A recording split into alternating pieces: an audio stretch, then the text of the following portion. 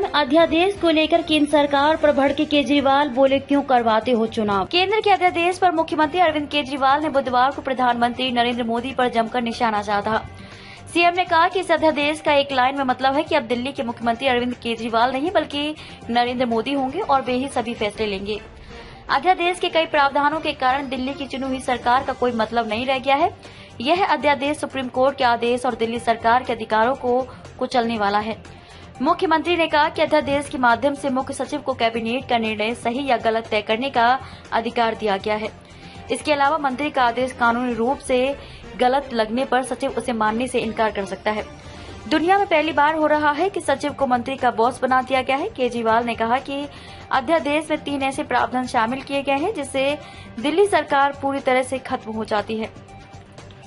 अध्यादेश में कहा गया कि अगर कोई मंत्री अपने सचिव को कोई आदेश देगा तो सचिव यह निर्णय लेगा कि मंत्री का आदेश कानूनी रूप से ठीक है या नहीं। उन्होंने इससे जुड़े 2 उदाहरण साझा किए हैं। उन्होंने कहा कि पहला मामला विजिलेंस सचिव से जुड़ा है। सर्विसेज मंत्री सौरभ भारद्वाज ने विजिलेंस सचिव को एक वर्क ऑर्डर दिया कि किस तरह से कार्य किया जाएगा, मगर विजिलेंस सचिव ने दिल्ली सरकार के अंदर खुद को एक स्वतंत्र प्राधिकारी घोषित कर दिया है। वे कह रहे हैं कि अध्यादेश के आने के बाद वे दिल्ली की चुनी हुई सरकार के प्रति जवाबदेह नहीं है।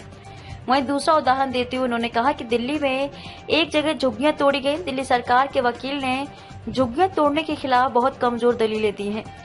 दलीलों को सुनकर ऐसा लग रहा था कि वह दूसरी पार्टी से मिला हुआ है। इसके बाद संबंधित मंत्री ने सचिव को आदेश दिया कि अगली सुनवाई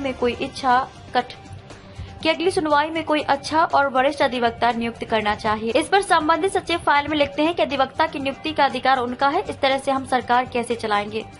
सीएम ने कहा कि अध्यादेश के अनुसार दिल्ली सरकार के अधीन सभी आयोग, प्राधिकरण और बोर्ड का गठन अब केंद्र सरकार करेगी।